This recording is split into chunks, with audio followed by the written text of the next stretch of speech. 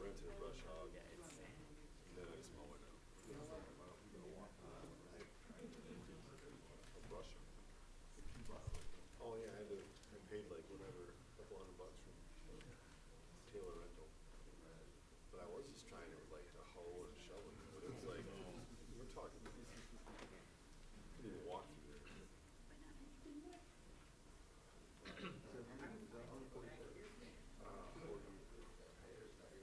No, so I just drive home every day. Like it's 100. It's right where 62nd turns to be like, whatever it is. Maybe 144. They count how much you're getting close to the city, or is it?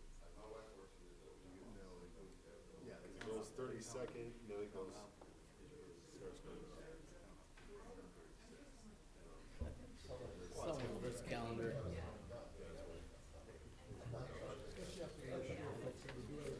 Right. All right. So I think we are at 5 o'clock, so we will get this thing started. Welcome to the October 10 Planning Commission hearing. Move to or approval of the minutes for the September 12, 2023 regular meeting. So moved. Second. All those in favor? Aye. All right. Any communications from the audience? So these would be for items that are not listed on the agenda for public hearing. All right, seeing none, we will move to new business. First up is 845 Maple Avenue, site plan and special land use request for a parking lot as the principal use. So applicant, would you like to step forward and state your name and address for us, please?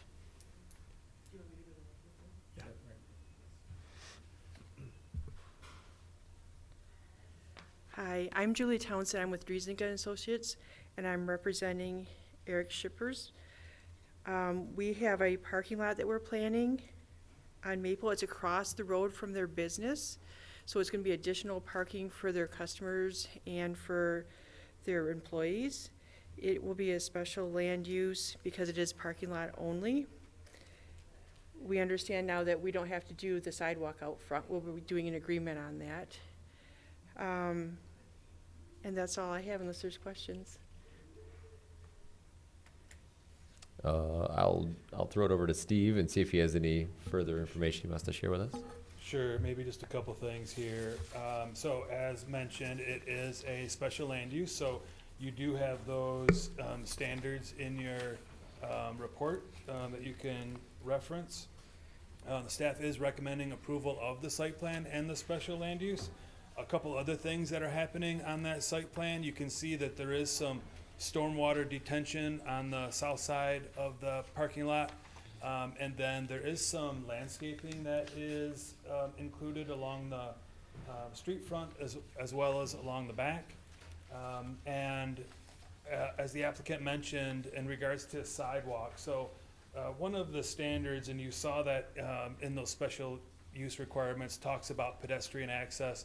There is no sidewalk out here on Maple. There's not much sidewalk even in the whole neighborhood. So rather than have them build this piece of sidewalk, one of the conditions in there is that we have an agreement with them that when and if the city comes by to build sidewalk, that these folks would be on the hook to build their piece of sidewalk rather than include the sidewalk now. So that is one of the conditions that's in there. One of the other ones that I thought was important to just point out quickly is since we are looking at this sort of in totality with the business across the street, they do have to provide a handicap accessible parking space. And so the idea is to designate one of those that's closest to the building so that they would simply have to sign and stripe one of those spaces to be compliant with the handicap accessible requirement. So conditions are very short. I think there was only 6 of them there that go along with this plan. So again, we're recommending that you approve it with those conditions. As this is a public hearing, we do need to open it up. Gotta open the public hearing. Oh, I have a go quick ahead. question, yeah. So can you refresh my memory on the tree replacement policy we have? I noticed there are some trees on this lot. I was looking at an aerial photo that was in the summer, so there seemed to be a lot of trees. So I'm just wondering about, could you remind me about that? Yeah, we do. Over a certain number and a certain caliper, then they have to do the inventory of the site. So that isn't something that we thought was triggered on this site. In addition to sort of those landscaping along the side, there is some additional street trees that are also being planted. Okay, yeah, I did see that. Thank you. I mean, just to be clear, so, I mean, looking from this map, the north-south is the one that no longer sidewalk has to be installed, correct? But there is gonna be a sidewalk that goes east-west that will connect the parking lot to the So, building. No, so there would eventually be a sidewalk that would go north-south. I guess what I'll just say, a normal sidewalk. Yep. What our transportation folks have indicated is that they really don't want to encourage sort of the mid-block crossing idea, so that to not put a sidewalk east-west out to the road, that again, eventually the idea would be that you'd have the whole sidewalk on Maple Avenue and that you'd be able to cross at an intersection rather than encouraging people to cross at the middle of the street. So no east-west sidewalk. Would this be serving the building to the north or to the west? To the west. To the west, okay.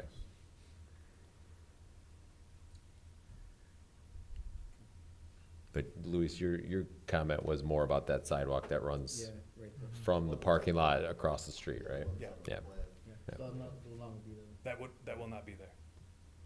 Just use the drive access then. Right. And then, just a quick question, so then long-term, because if we're approving, later on if this site plan gets approved, would it doesn't get attached to the property, it gets attached to the parcel itself, correct? So if for some reason the current owners decide to sell and someone else, and then the city decides to develop the sidewalks, it's the Right, it property would go owner. with the property, not the Okay. owners. Perfect, just making sure.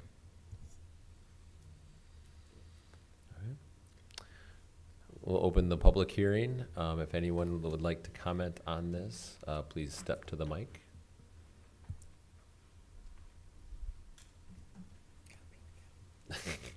All right, seeing there isn't any discussion from planning commission members. Looks reasonable. One thing I would just offer would be that one of the conditions was related to ADA parking. And again, knowing this is kind of a separate parcel and understanding the code requires it to be in if it's a separate parking lot, you have it, but thinking about accessibility actually to where they're going could be problematic trying to cross the street in that way. So, I just wonder if there's any conversation about like an additional ADA spot on the west property to support this, given that if somebody does have an accessibility need, getting across the road might be hard. I believe that's their plan, to put the ADA space on the west Okay. property. But again, we've dealt with this before, so we've allowed businesses to sort of have these sorts of parking lots where we count them as one. Mm-hmm. Yep. But I believe they are planning on putting it on the nearest the building, which makes the most sense for Okay. them too. Yeah, I was confusing it because I thought you're intending that it was on this parking lot, but closest to the building on the parking lot. So that makes more sense. Okay, thanks. All right. Do we have a motion? Sure, I would move that we approve the site plan and the special use for the new parking lot on 845 Maple with the half a dozen conditions noted, with number 6 being not having the sidewalk installed until sidewalks in the hood are installed. Well, second. Yeah, go ahead. All right, all those in favor? Aye. Aye. All those opposed? All right, thank you. All right, moving on to the second item on our agenda, 116 and 122 East 8th Street, site plan and special land use request for a 3-story landmark status building, as well as the setback waiver request for along 8th Street. Applicant is Hope College. Thanks for having us. Bill Vanderbilt from Hope College, here with a team of folks that are much more knowledgeable on this project, but maybe not more excited. Having gone to Hope, been a business student, to have a business and economics building downtown Holland has been something that I think is near and dear to many of our hearts now. To use that versatile site in a meaningful way as we kind of searched around campus, and we'll take you through a little bit of the site selection in a bit, but as we search through that, to have this, what we're calling kind of a north gateway between Hope and Holland, I think we're super excited about. And to really make that a meaningful connection, having run the admissions office at Hope for 13 years, I sent a lot of families to the basement of DeWitt to get a sweatshirt after their visit. And likewise, we debated, do we have tours include a walk down 8th Street? And so to be able to send meaningfully families to 8th Street, to a bookstore on 8th Street, to a retail location, to integrate with the rest of the retail space in Holland is super exciting. So excited to talk a little bit about that. Excited too, this is the largest program that we have at Hope, the most student involvement, both from an academic major perspective as well as minors. A significant number of students will double major or major and minor in business. To bring people into the community from I think I was talking with Stacy Jackson the other day, we had over 400 companies come and visit Hope in the last year. And to have those people again on 8th Street, we think is meaningful, both for the community as well as for Hope and for our students. And so we're excited about what that may draw from that perspective. We've got a team from AMDG. We've got Brent and Peter here. Brent's going to walk us through that. John from Driesinga has been super helpful with that, and Kara kind of tells us what we should all do. So we'll all have a chance to talk a little bit about that. But thanks for your consideration of this, and appreciate how you guys do this.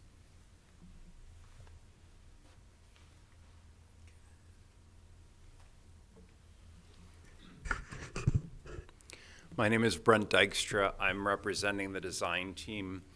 I'm with AMDG Architects. As I had mentioned last time, we're representing a collaborative effort between LMN Architects in Seattle, MKSK, Site and Urban and Landscape Planners, and then locally Driesing and Associates for civil engineering and site engineering. So thank you again for the opportunity to be here. Was here a month ago, so really I think for your benefit, I would like to highlight some of the information we supplemented in the packet, really fundamentally to address the conversation, to illustrate maybe in a more robust way the vision for the plaza on 8th Street, and then to clarify some of the items related to the scale of the cornice line on 8th Street, and even a study that we did related to urban and kind of pocket space along 8th Street. And so it's my intent to walk through the same presentation to maybe speak to a little more concisely, because you've seen it before, and yet for the benefit of the public hearing and any questions, really kind of make sure we're addressing everything. So I think with that said, so Steve, okay, so I advance it, great.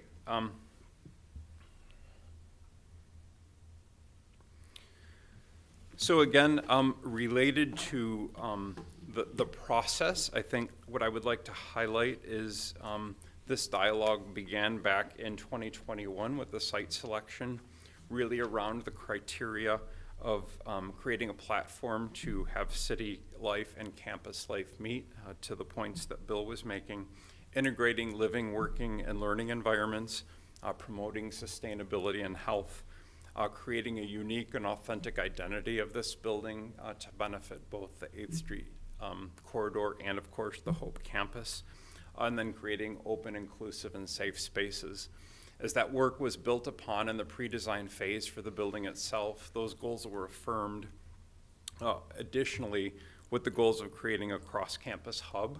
So really creating a significant, appropriate to a landmark building, a hub space for Hope College, inspiring learning through connections, inspiring holistic student development and professional cultivation of learning, and then of course business engagement, which is supported by the event and auditorium spaces, among other spaces, classroom spaces, connection spaces, common spaces to promote learning. So fast forward to where we are now, we've really, I think, benefited from the engagement and dialogue around the DDA process, around this study session process a month ago, around our neighbor input meeting. So at a high level, the neighbor input meeting was very positive. I think we had a fair amount of conversation around the plaza and a positive affirmation of that, along with the green space. I think DDA clearly addressed parking, and I think had some interest in sort of some of the subset uses of the building that related to those venues of event and auditorium. But I think certainly as Carl will be addressing in the summation of the parking summary that you've already seen, that's being proactively addressed by Hope with a comprehensive parking plan for the college. The first step of which is to replace the lost 100 spaces with a new parking at Cook Village. And then additionally, Cara can kind of address that sort of in a more robust way, but knowing also that you've heard that before. So that's process. I think relative to the conversation among this group around Stone, around Plaza, around 8th Street, we have a few more slides from what you've seen last time that can address that. So as a recap, we're asking for special land use and landmark approval for the site, the site immediately bounded by this proposed building. We are representing the future green space in this, but that would be outside of this approval because we're taking a phased approach to that. So relative to this slide, really again trying to illustrate the fact that during construction, parking will be accommodated at DeVos Fieldhouse to alleviate any concerns of creating undue parking load in the immediate vicinity. After construction, trying to represent the bounds of the project being defined as the 8th Street Plaza and of course the area, the footprint immediately around the building itself. This slide is to illustrate the full design intent for a green space that stretches from 8th Street to 10th Street, would be absorbing the current Keppel building on the Hope campus and really strengthening this notion of connection, this gateway, this appropriate gateway design goal between the campus and the city, really reinforced with this green space. We're working through the details, but fundamentally, that green space is intended to belong, so to speak, spatially to the college, while the plaza will belong, so to speak, spatially to 8th Street. This graphic is really, I think, to maybe set this plaza particularly, but the building as well in the context of the entire block. So what we're trying to represent is the entire block, east to west of 8th Street. And I think what's appropriate is we're seeing a fair amount of what I'll call relief, urban relief on the north side. So we've got the splash pad immediately to the north. We have open pedestrian space at the mixed use development to the west. And then of course at the Marriott to the east. So really the scale of this building being stepped back is doing a number of things. It's creating, I think, some of that relief space on the south side of 8th Street. It's opening up views to the firehouse as an appropriate kind of enjoying that building as a historic landmark and really a defining character maker in the mid-block of 8th Street. And then it is, of course, creating that transition space, that connection space we've been talking about between 8th Street, urban space, building reinforced with an arcade, and then, of course, green space to the east. So what we've tried to do is even articulate some of the principles on this slide. So let me get So we've talked about kind of the centrality of the firehouse and the splash pad. This being part of a series of open pocket spaces, plazas, very consistent with the Holland Master Plan and the goals for development. As we've made our way through the application, I think we were affirming and satisfying those goals in many of the aspects. And then even creating some visual and spatial balance between a continuous storefront and the open space of the plaza.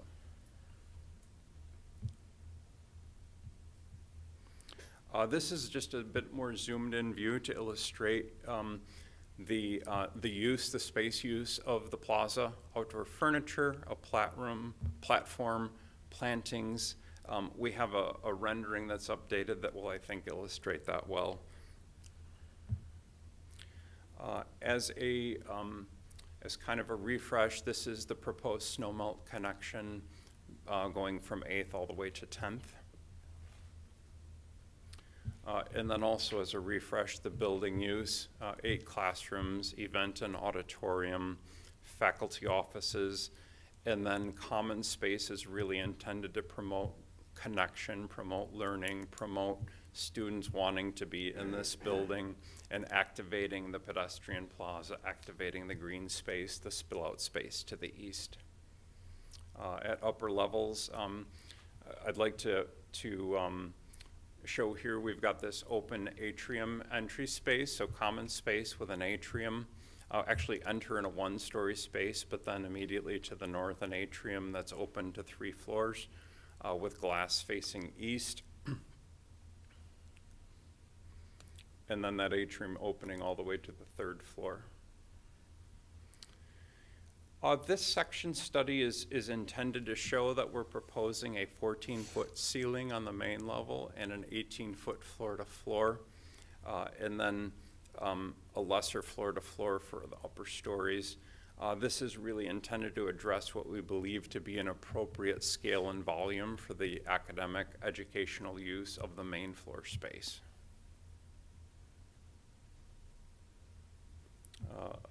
Longitudinal section. So stone, the conversation in stone last time related to the precedent of stone on the Hope campus. Stone is an appropriate paying homage to the significant academic landmark buildings on the Hope campus, so Graves and Dimnent. Waverly Stone was mentioned. That, of course, is not available as that quarry's been closed. We anticipate probably this stone coming out of Wisconsin. That hasn't been confirmed yet, but certainly looking for a stone that is appropriate and fitting to the Hope campus. I'd also like to make a clarification in one of the renderings. So this rendering being a view from the southeast, so entrance from that green space from campus. This rendering from that east, the green space looking west at that 3-story atrium space. And then these are some supplemental renderings that I have a next one zoomed in, but this is actually representing the bookstore part facing 8th Street would actually be a brick exterior expression. The business and economics building would be stone. So that's not a change from last time. I don't know that I pointed that out well last time, so I wanted to make sure you were clear on that distinction. It's too bad the mayor's not here because we took the leaves out of the gutter. So, I'm glad that you took the leaves out for me. And then this slide really illustrating outdoor furniture and activated space. We haven't confirmed the final selection on furnishings, the exact planting of trees, but really I think this does a nice job of representing the character of the kind of space we're trying to achieve. This is really intended to kind of understand the scale along 8th Street, that cornice line. The next slide is zoomed in, really to kind of acknowledge how we're respecting that height of the firehouse, respecting kind of the height of Anderson Workman, of course a Hope building that already has a presence on 8th Street. And then these are really more just the scaled elevations for your benefit to understand, holistically the scale and dimensions and volume of the building. And then really the rest of this packet, I think, is to satisfy the the kind of technical and engineering criteria. So I won't walk through the rest of that unless, of course, there's questions. We have John Tempest here to address those. So again, thank you for the opportunity to present. Thank you for this process and the dialogue with Steve and Mark and city staff. We understand that there's conditions of approval attached related to engineering, and our design team is addressing those currently. And I hope that supplemental information sort of fills out the dialogue that we've appreciated at the DDA level, at the study session level, at the neighbor meeting level. So I'm happy to address questions. I'm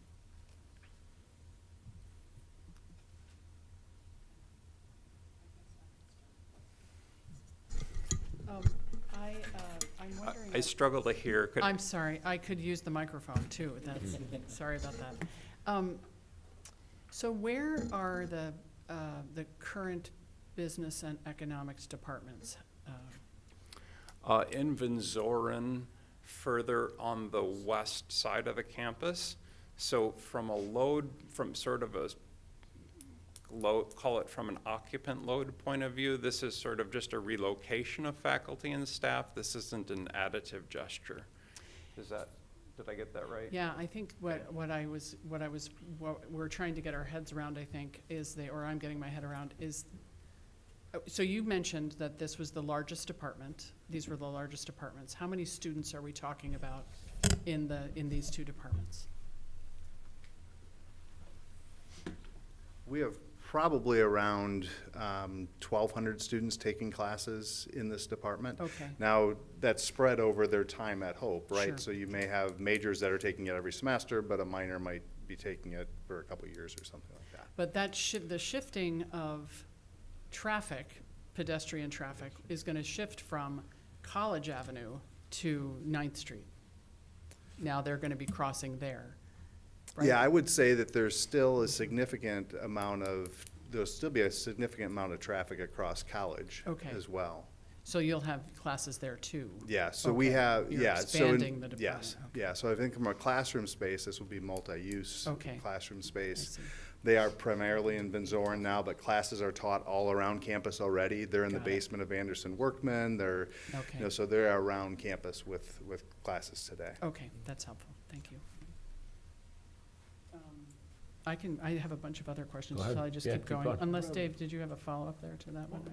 I just have a few, but I was Okay. gonna wait until we talked about parking and Okay. traffic. But should we address those now?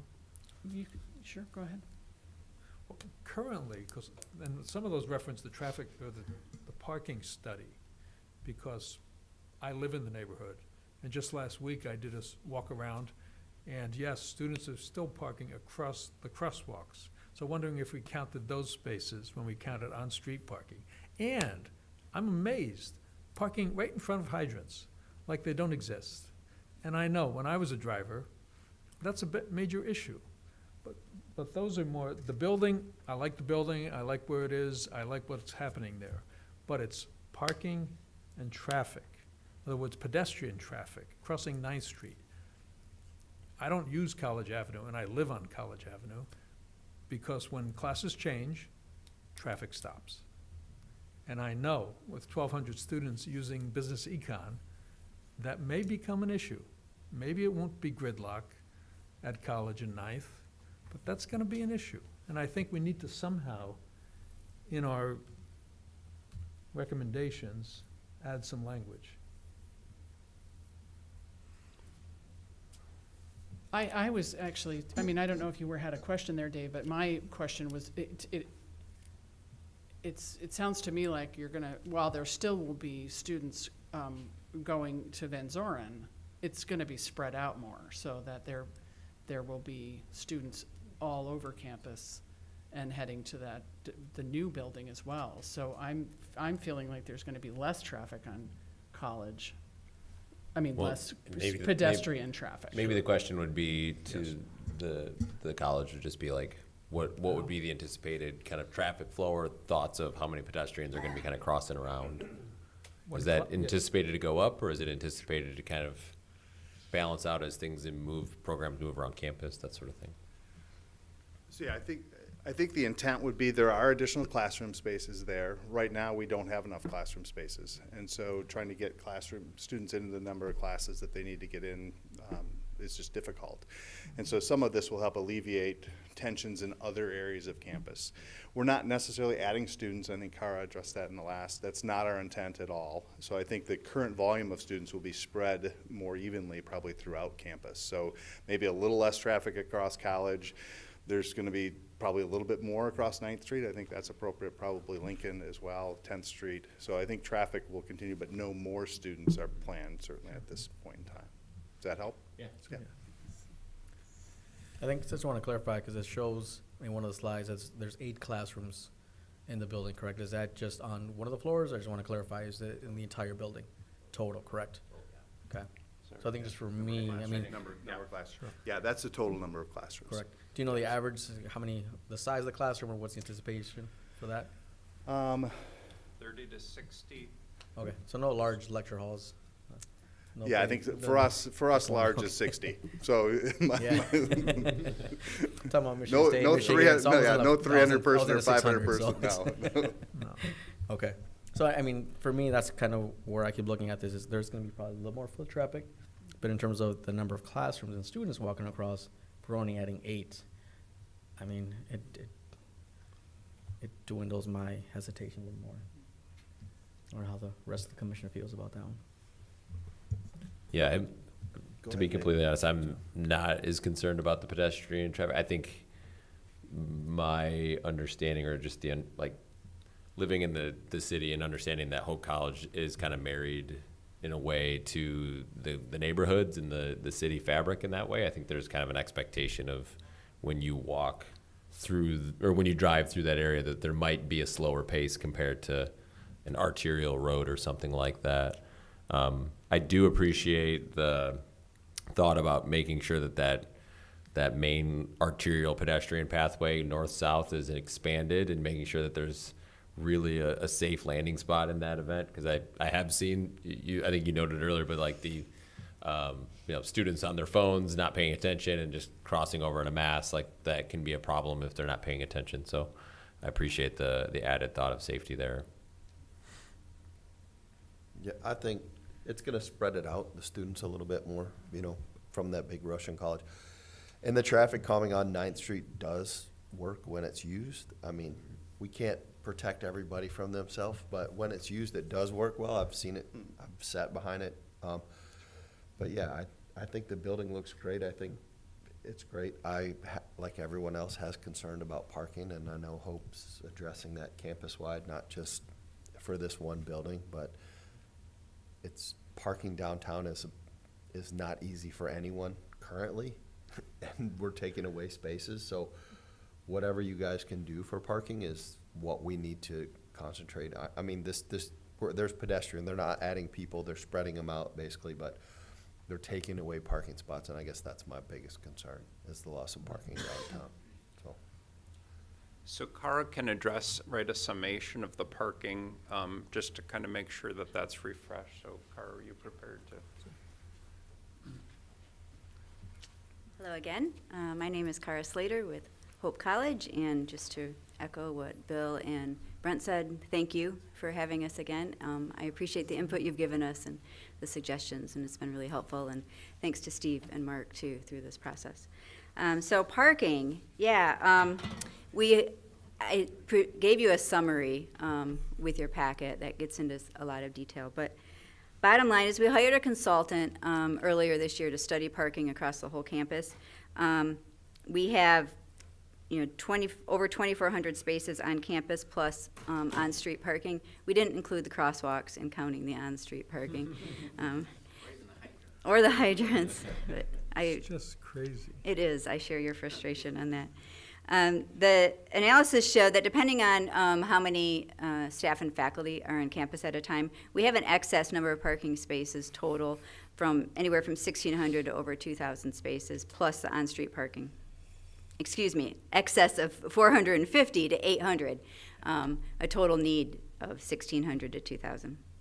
Again, we will not be adding users due to this building. We're not planning on hiring more faculty. or increasing the student body. The bookstore, we hope we will add users for the bookstore. However, that would be part of the retail. We do pay into the downtown annual parking assessment fees, and we figure that would be part of the retail parking.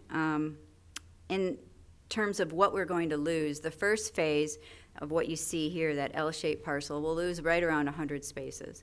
And as part of the first part of our project, we are going to replace those 100 spaces on the east side of campus by Cook Village. And so the students who live in Cook Village, which is over 100, can park in those spaces.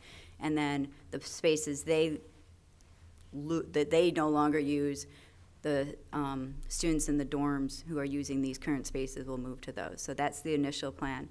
Phases 2 and 3, phase 2 is about 50 spaces, phase 3 is about another 50, and then we could possibly lose another 28 if we fully develop the whole site.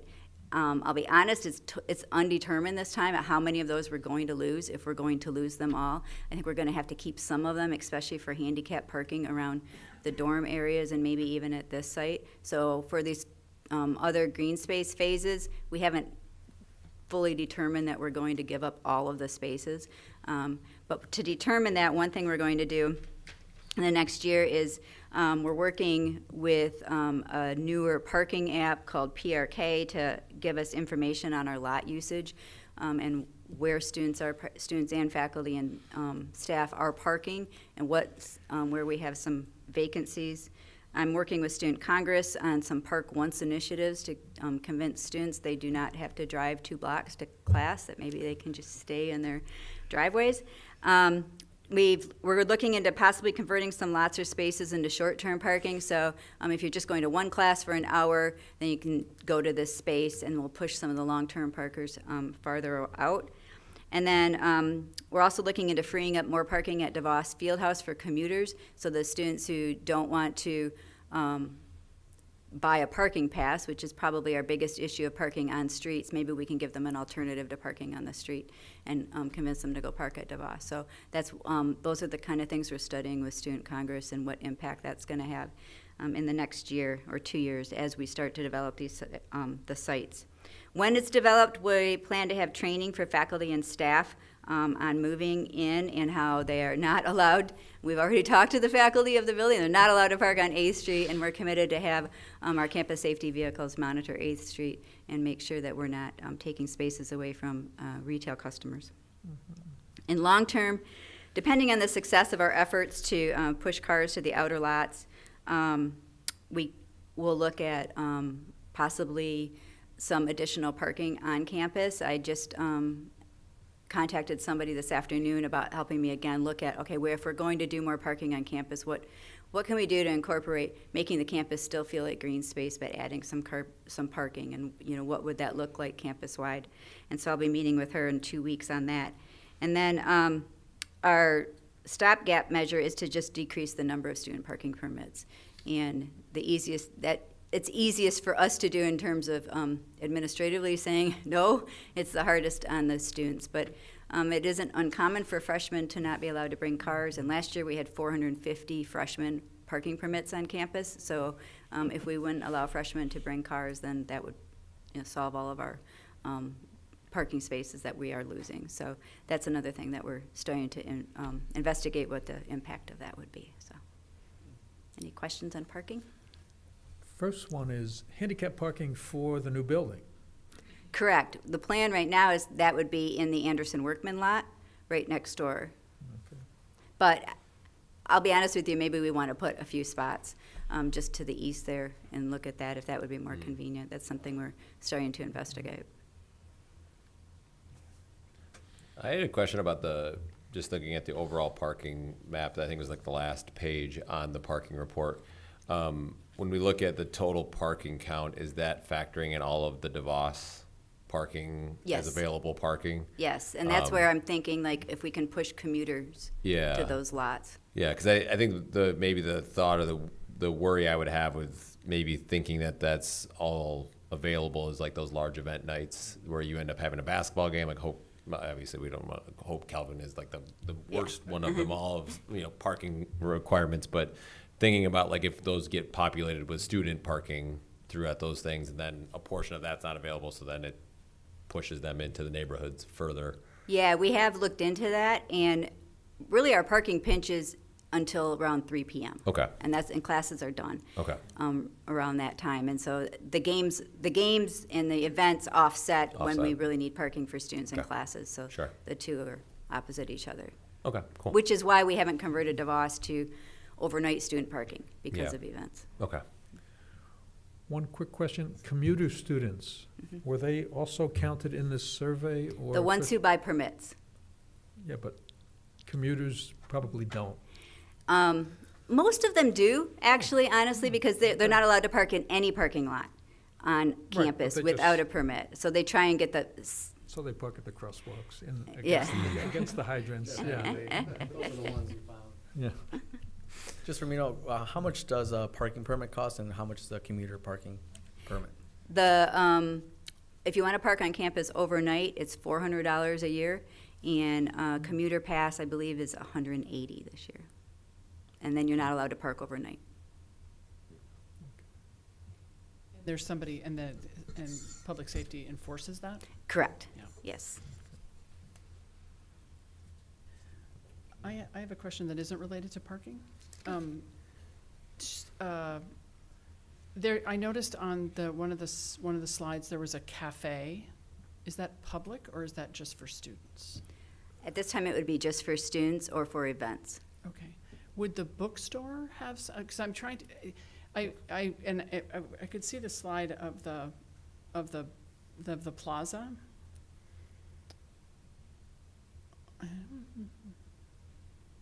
Yeah, that's a good one. So you've made some really nice changes here. I really appreciate the additional sort of the additional detail to this plaza. In particular, that what looks like sort of a stage of some sort. I like the idea that this can be used for something else other than just a big sidewalk and walking through. And the tables, I like the little tables with the umbrellas, very nice. So I'm wondering, would it be, I'm thinking if I would use this, what would draw me there? And one would, like what draws me to the hotel, the Hayworth, is that there's a coffee shop inside. I can grab a cup of coffee. And if there was a coffee shop inside the bookstore, I could grab a coffee and come out and sit in this very nice area. So that feels like it would draw people more to the area, other than special events and things like that, where I could see that happening certainly in this area. So I don't know if that was something that you had been thinking about for the bookstore, if that could be a component of the retail. It's a great idea. It's not something we've studied at this point. Or make the little cafe public so that Yeah. people could do that. I mean, I won't add it to the site plan, but I do appreciate the changes that you've made to the plaza. It feels that was my biggest concern, that it wasn't enough of an amenity to warrant the waiver. But I think and the way you've described it and talked about it in terms of what else is happening on that block, I appreciate those changes that you've made. Lynn, there is Lamangelo's and 205, where you can bring a cup of coffee to the plaza. Yeah, but I have to walk. I know, you have to walk a half a block. What the? No, you drive You're like right, the that's true. students, Yeah. 2 blocks. There you go. I could just drive 2 blocks and get The some Marriott does have Starbucks right across the street coffee. inside, so. There you for go. those of you that don't know, that's my secret. Yes, office. I there is stand corrected. There is coffee Plenty in of the places neighborhood. to get coffee. Yeah. Any other thoughts, comments? I think for me, just in general, I really like how the space looked out. And I think one clarification turned out about the waverless stone versus the brick on the front. I think I didn't see that before, and clarifying that really helped, because I was concerned with having a different type of stone along 8th Street to kind of help it blend in with some of the other buildings going there. So at least knowing that that is going to be brick really helped kind of piece that part together. So thank you for that. The other comment in terms of some of the crossing over on 9th Street, I was just at a performance at the Miller Auditorium about a week ago, and we finished right on 8:30, and I was walked across the street on 9th. It was dark, late, and I pressed the light, and within maybe 3 seconds, all the cars stopped. So I think when utilized correctly, it is pretty safe. I think we do have to Oh, yeah. just get the word out there, tell students to make sure they push that. But it was super dark. I was with my family from high school to a 6-year-old, and I felt safe crossing the street. So I think it is, having that part amplified. I definitely think it's going to be pretty good and safe for the students as long as they push the button. But that's my comment. So I like how the site map turned out. I'd also like to applaud the team on just your responsiveness as we went through the study sessions, and it's been a while, that this has been coming, right? So we talked quite a bit ago, and even just from our last meeting till now, I think that you guys have done a wonderful job of hearing the feedback, taking it into consideration, and finding creative ways to apply that feedback. I think the project has done a really nice job abutting both 8th Street, 9th Street, and then opening up to more of a central potential future green space, and then also hiding some of those utility functions in a way that is really adaptive towards 8th Street. So I think kudos to the team on just a really well thought out project. So.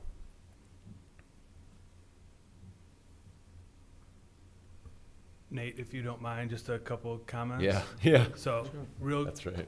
this is great discussion. I just want to make sure maybe it's clear, you guys have touched on a lot of this stuff, but just that it's clear the way that the staff report was written, kind of what you're being asked to do.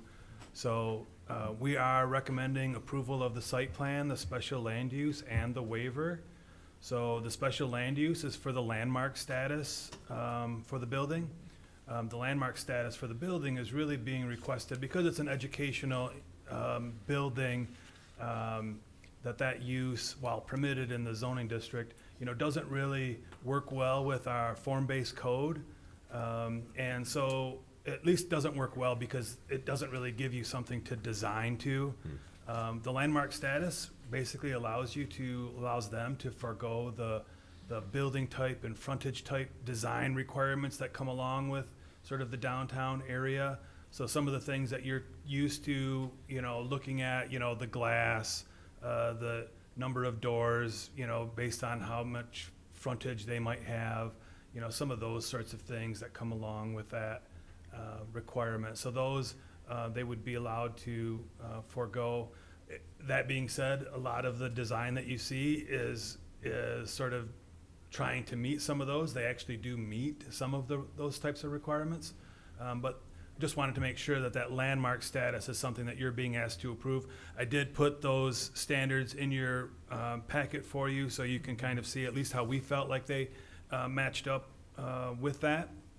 One of the other things is the waiver. So normally the building would be a little closer to 8th Street. So obviously you're talking a lot of this plaza. That's one of the requirements, one of the requests that they're asking for is a waiver of that setback to be a little bit further back. Those standards are in your packet as well. You can see that there's kind of two ways that you can meet the waiver requirement. So I tried to provide comments. Really the way that staff looked at that is we really think the two options that we give people to meet the waiver, they're actually meeting both. At least that was our assessment, but I wanted to make sure that was clear to you guys as well. And then in regards to parking, what we tried to put together was, if you were to approve the project as is, we were also trying to incorporate that parking study that Hope did so that those conditions would really come along with the project so that we would be able to, continue to monitor those things and really, work with Hope to make sure that those commitments that they were making were followed through on. So that is really built into that as well. And then the other aspect that I thought was important to remind you about parking is parking downtown, commercial buildings, typically we would say that they don't have to meet, they don't have to provide for any parking. With the educational buildings, it's really up to the planning commission. It's approving authority determination. So it's really your determination that would say that they didn't have to provide for any parking with this phase of the project. So again, that's kind of baked into your approval if that's what you chose to do. That's kind of the way the staff report was written. So I just wanted to make sure that those things were clear as you move to your deliberation. I have one more question. I'm still looking at the plaza. Who maintains this, like if there was furniture out in front of a building like this, who maintains that? You do. Okay. All right, so this does require a public hearing. So I will open up the public hearing for anyone who would like to come and comment.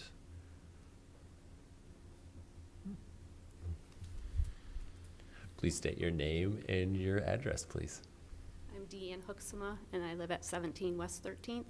And I apologize, I wasn't at any of the meetings, but just a question, the event space in the auditorium, are those specifically for events related to students? Or would that be public space that could be rented out to the general public? That's a good question. Predominantly during the academic year, it would be used by Hope, but in the summer, we could see it potentially being used by. Yeah, could you step to the mic? So Sorry. Yep. During the academic year, it'd be predominantly used by Hope, but we could see in the summer where there may be other potential uses for that space.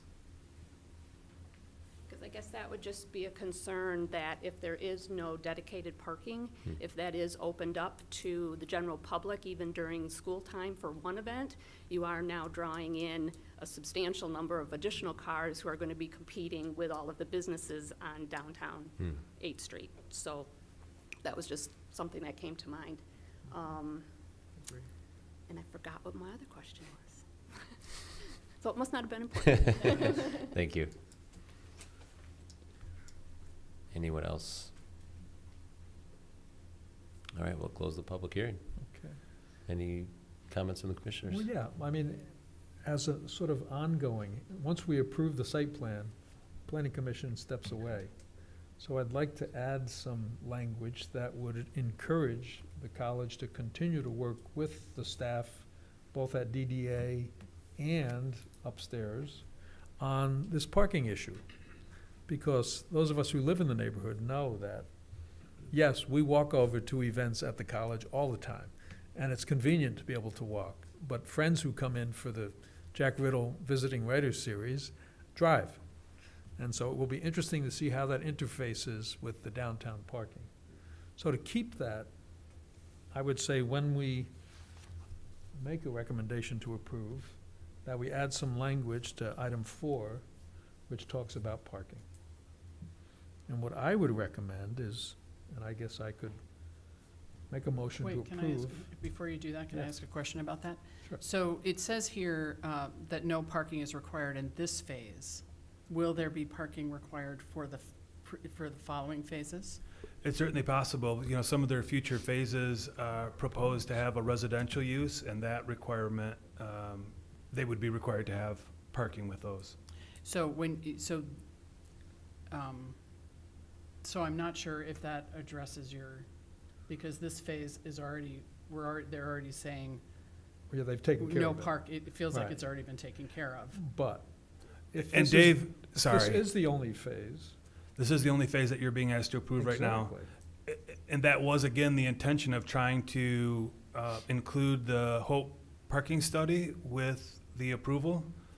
So that would come along with the conditions as noted in the staff report to continue, as you say, to kind of monitor and continue to work with the college to make sure that these commitments that they've made are being done. Right, so I think we need to add that language to this document so that when we approve it with those conditions. But I think what Steve's saying is those It's already conditions gonna aren't happen? they're in the staff report, It right? doesn't talk about annual review or anything. Well- We're gonna believe their parking study, is what it says. So all I'm asking for is that we review the impact and reviewed annually by planning staff and DDA, because if suddenly there's no parking at lunchtime for all the bars on 8th Street, it's gonna be a problem. And once we approve this, that's no longer our problem. Well, Dave, maybe to make a suggestion, just to help me make sure I have that right, maybe we could have an annual report from Hope on their, on on the parking impacts of the building. Maybe we could get that from them, and then that could be reported back to the planning commission. Well, I would say we're okay with it being reported upstairs. If you guys are DDA okay. takes care of parking downtown. Right, and DDA also. So I just want to put some of that language in here so that we don't approve and walk away.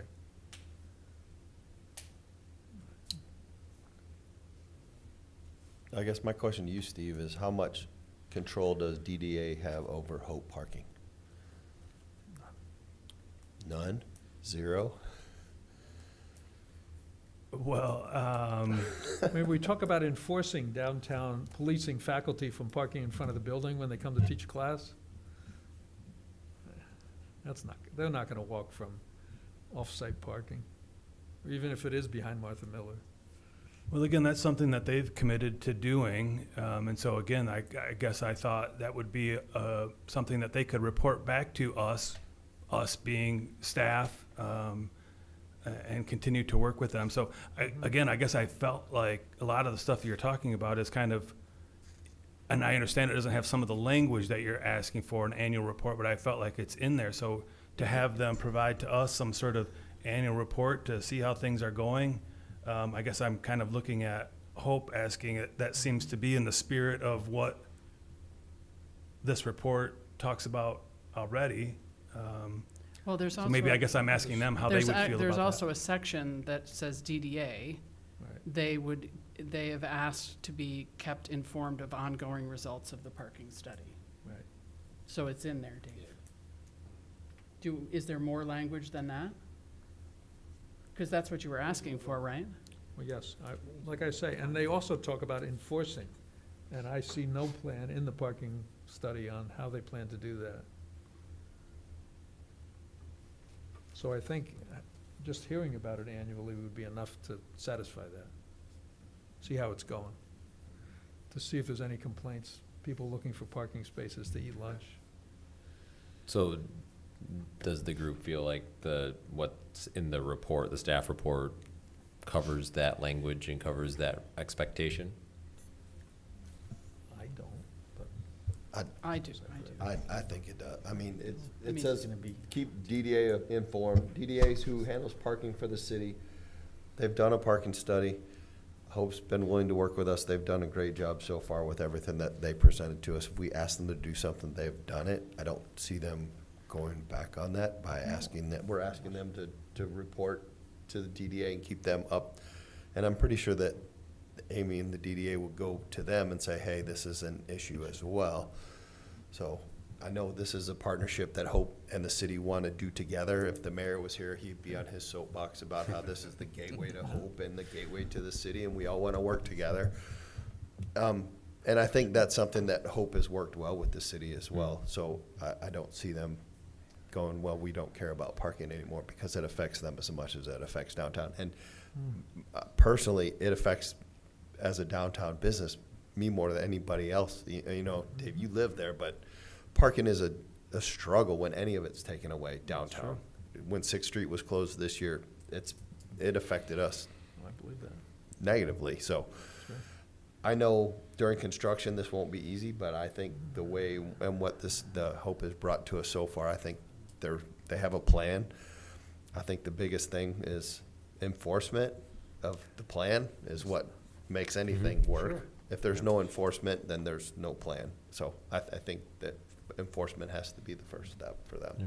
And they have to do that. We can't make them enforce it. They can say they're gonna, but they have to enforce it. And so I think Amy will work with that, DDA will work with that and make that happen. So there we go. Dave, you can make a motion if you want to add something, for sure. Pardon? Well, I would add that to line 4. It says determination that no parking is required in this proposed phase. And I would just add to that, to be reviewed annually by planning commission staff, or by planning staff. Period.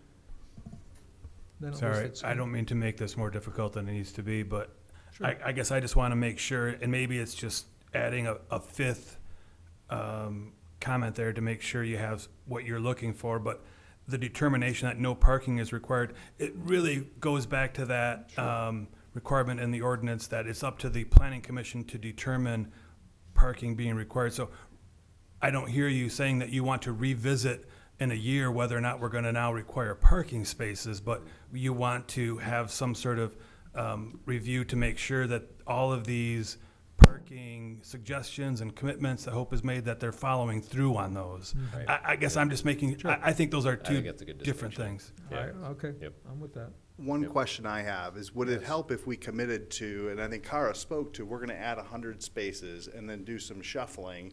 And obviously, we're in constant conversation with the people upstairs, and the people upstairs over there come over, and so we're more than willing to, if it's helpful to commit to that 100 spaces, we can commit to that 100 spaces. Otherwise, it seems like it's ongoing conversations with DDA and upstairs about, and our police force and our campus safety about, hey, are we policing fire hydrants and crosswalks? And, which is nothing new probably with Exactly, with this exactly. building or anything else. Oh, yeah, and that's just the general, and so I'm fine with leaving number 4, and I don't think the additional 100 spaces are gonna mean much, because you always got 100 spaces out in Siberia. You know what I mean? It's not, and it's just a matter of faculty and students show up 10 minutes before class, walk in and start lecturing or taking notes, and they're not gonna walk. But if we Right. think of where this parking is taken from, and if we shift from like Dykstra, freshman parking at Dykstra, to freshman parking, they don't have a permit to park across the street anymore. Now they are parking in Siberia, and those that were parking from Cook in Siberia are parking in spaces that are assigned to Cook. And Like- so that's kind of the intent, is and it- that shift happens. And we can't legislate, Right. we can't legislate use, right? No, They have to are, determine that. but they've been, I think, from what we've heard and what has been committed to, they've expressed that they are planning to accommodate and work with that. And regardless of what we think is going to happen, what we, like, we can't legislate people's actions. So it's more about to the point earlier, you know, making sure that what we're doing is, you know, allowing them the opportunity to police and manage that, so. And I think what I'm interpreting from your suggestion is, it's not really saying that we need a full traffic study every single year. It's just more putting on someone's calendar once a year so it doesn't get forgotten until 4 or 5 years down the road, and say, how is it going? Let's get a pulse. Is there enough parking? Do we feel attention with the businesses? Do we feel attention with the students, or is everything great? And I think that's what I'm thinking, what is you're saying. Exactly. So that Otherwise, way like- we can figure out once a year on someone's calendar, how is it going, and have that conversation with staff and with the DDA, and I think that's what I anticipate. I think that, I like that, putting a time frame versus just letting it go indefinitely, and then, Exactly. you know, it kinda just, I mean, the only way you'd hear about a problem on 9th Street is if we lost somebody. You know, and we want to make sure that doesn't happen. All right. Anyone have a motion? Sure. I move that we approve Hope's proposal. Do we have to do these Of in the 4 following. different, do we Do we have to do these? 3 different, I don't think you have to. Okay. I just want to make sure that that was clear, if that's the way you approved it, that those things are, Yeah, those I things think are because in you're, there. if you're adding something new, To I the- would the prefer fifth that be one. added separate, oh, so that we can you want to do decide them one on at a that time? We can do particular. that if you prefer. Just the new thing. Yep. Okay. Well, number 1 is the proposed site plan. Number 2 is the 8th Street setback waiver. Number 3 is a special land use for landmark building status. Number 4 is determination that no parking is required in this proposed phase. Is that your motion? That is my motion. Support? I'll second that. All those in favor, Yes. say aye. Aye. aye. All those opposed? Okay. And number 5 is to annually review the impact, impact to be reviewed annually by planning staff and DDA on parking status of the new site. I support that. All those in favor? Aye. All those opposed? Aye. Okay, motion passes. All right, thank you. Thank you, guys. Okay, thanks. Thanks for working with us. Good luck. Schedule of public hearings. We have a master plan refresh public hearing at the November 14th regular meeting. Communications from commission members? Thank you, Nate. You did a great job. Yes. Trying to learn. Communications from staff? I don't have anything for you. Go. The schedule? Yeah, how's the schedule, I mean, schedule for next year? Looks reasonable. Yeah, I don't think that there's any changes. I think we had to move the meeting this year for a tulip time, but the way it falls, next year, we don't have to move anything, so it should be Hey, Cool. pretty simple. Put it in your calendars for Tuesday nights. Wonderful. All right. Adjournment. All those in favor say aye. aye. Aye.